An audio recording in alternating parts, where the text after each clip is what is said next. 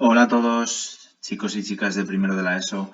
Bueno, podéis estar de enhorabuena porque este es el último vídeo explicativo de lengua de este curso, ¿vale? Así que nada, ya hablaremos el profe Miguel, la profe Isabel y yo para ver qué hacemos en el mes de junio con la asignatura. Lo mismo mandamos alguna cosilla o algún trabajo así un poco más, bueno, pues no tan académico.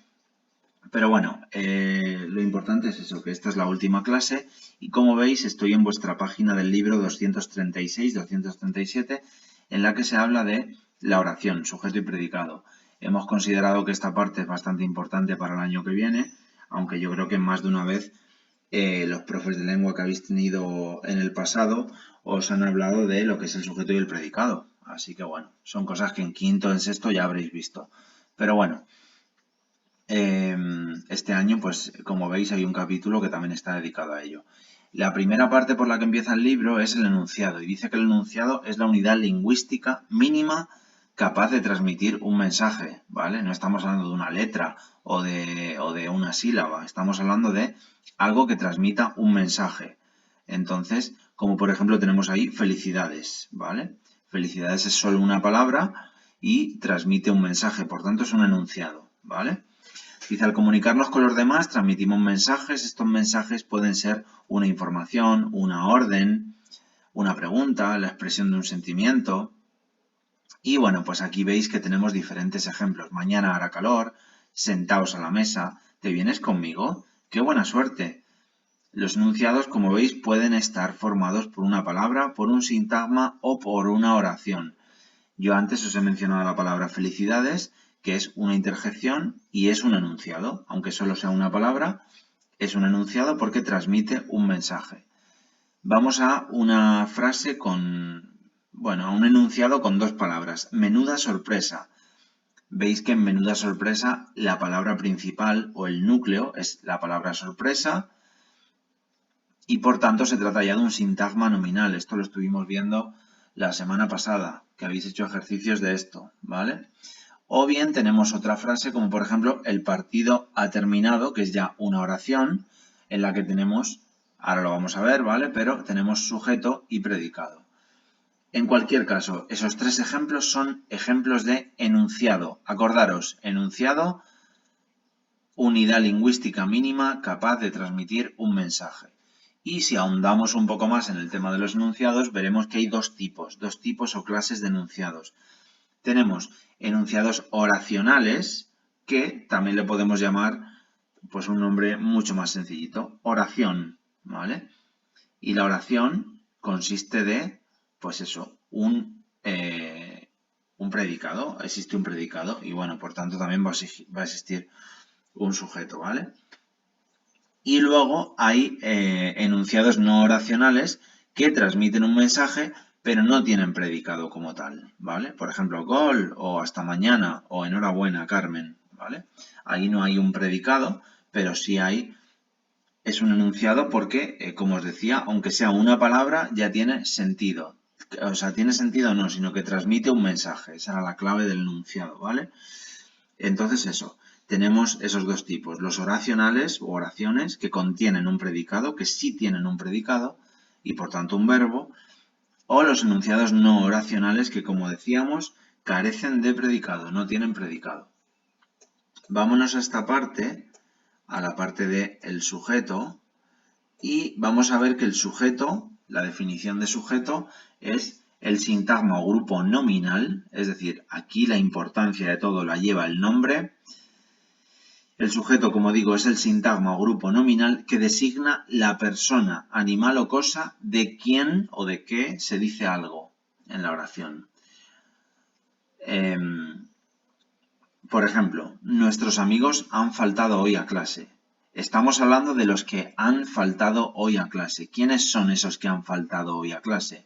Nuestros amigos. Ese sería el sujeto de la frase.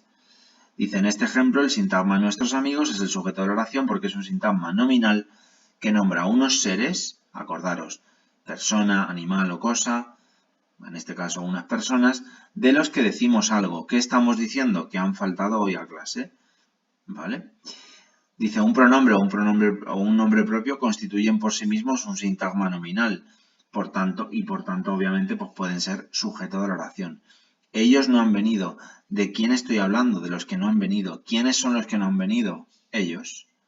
Sandra ha acabado ya el trabajo. Estoy hablando de quién ha acabado ya el trabajo. ¿Quién es ese o esa que ya ha acabado el trabajo? Sandra.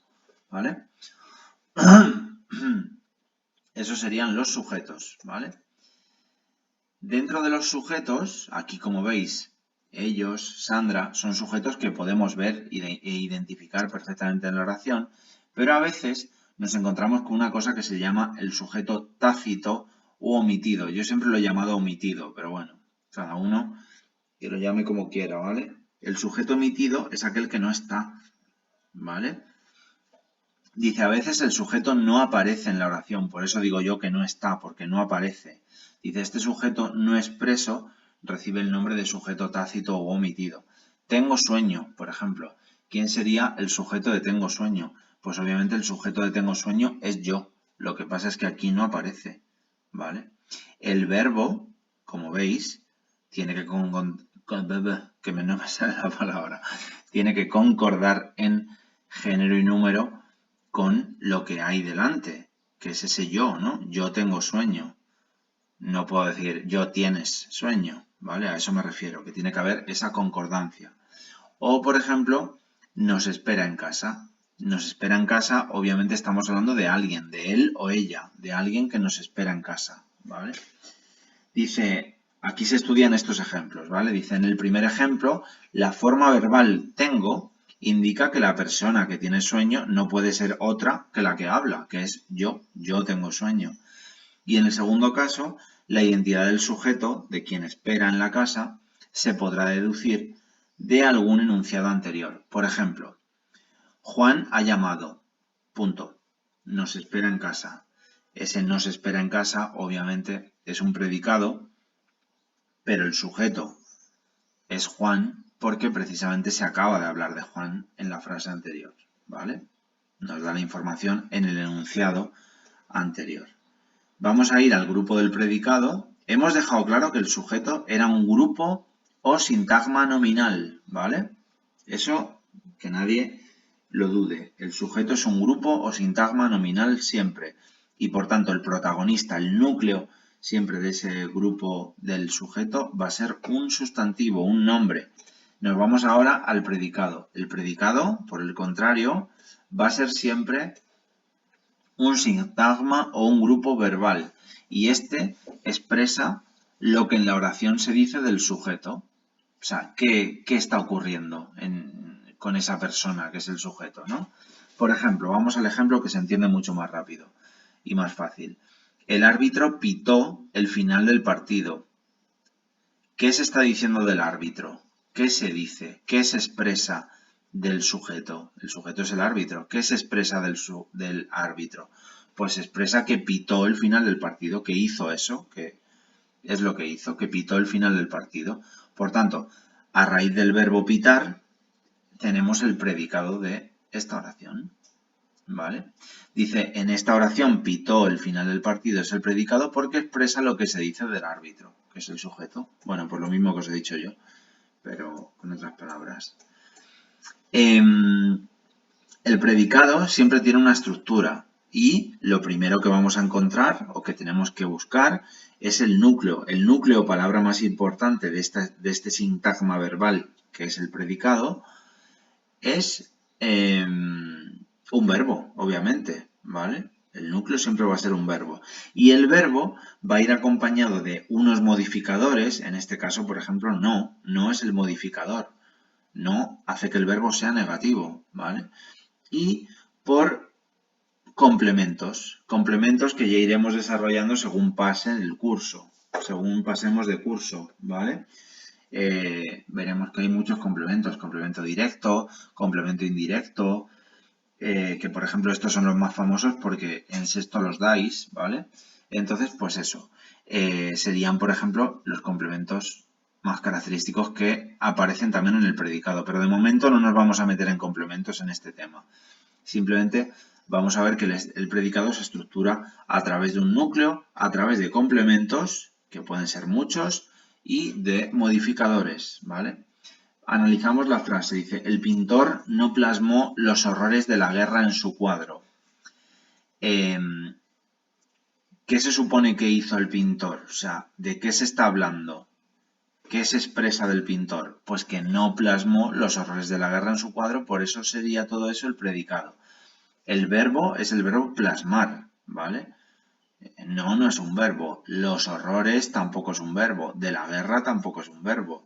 En su cuadro tampoco es un verbo. De hecho, el único verbo que vemos aquí es el núcleo, que es plasmar, ¿vale? Plasmó sería, por tanto, el núcleo de este sintagma verbal predicado. Y los horrores de la guerra, bueno, en este caso sería complemento directo y en su cuadro complemento circunstancial de lugar sería, ¿no? Por la preposición en... Bueno, eso da igual, como os he dicho antes, esa parte son complementos. En esta lección, en primero de la ESO, se llaman complementos y ya está. Ya os digo que el año que viene, cuando crezca esta teoría, ya os explicaremos más cosas, ¿vale? Y una cosa muy importante es una de las cosas de las que ya os he hablado antes, que es la concordancia. En una oración, el verbo y el núcleo del sujeto, es decir, el verbo, por ejemplo, plasmó, y el núcleo del sujeto, que sería pintor, pintor y plasmó, tienen que concordar entre sí, pues comparten los rasgos de número y persona. Es decir, yo no puedo decir, a ver, estoy pensando para hacerlo mal. El pintor no plasmábamos, ¿vale? No podemos decir eso. Tenemos que decir el pintor no plasmó, o sea, algo que concuerde directamente con el sujeto. Dice,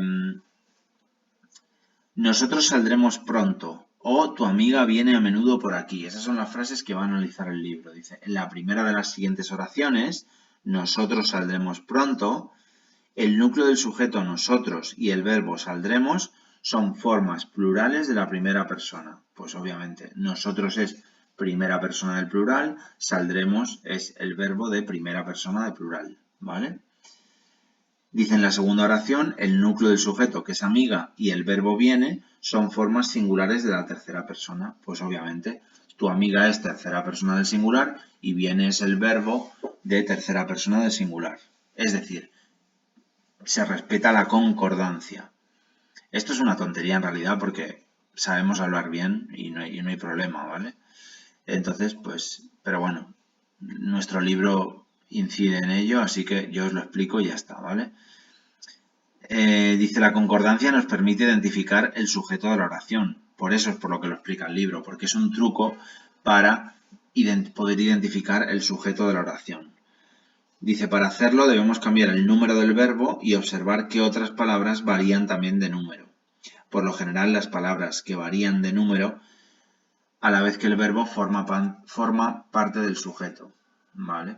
Bueno, pues simplemente es como un truquillo más. Así que nada, bueno, como veis tampoco tiene mucha complicación. La elección de sujeto y predicado es bastante fácil, ¿vale? Entonces, bueno, ahora os pondremos por el blog mío algún ejercicio para que practiquéis esto. Y nada, y podemos dar por concluidas las clases de lengua, así de cosas que nos vayan a entrar en el examen y cosas así que sean de suma importancia, ¿vale? Luego ya pues nos dedicaremos a hacer cosas que sean un poco más, bueno, pues menos trascendentales, que seguro que se aprende un poco más con ellas. Bueno, chicos, nada, me despido. Espero que lo hayáis entendido. Si hay alguna duda, a los profes, cada uno al suyo, al su mail. Y nada, y que sigáis bien y que repaséis esto para el día 28 que hay en un examen, ¿vale? Acordaros que entra lo del tema 11 y 12. Está puesto en el blog todo, así que miradlo, ¿vale? De todas maneras, si alguno tiene alguna duda, pues lo preguntáis, ¿vale?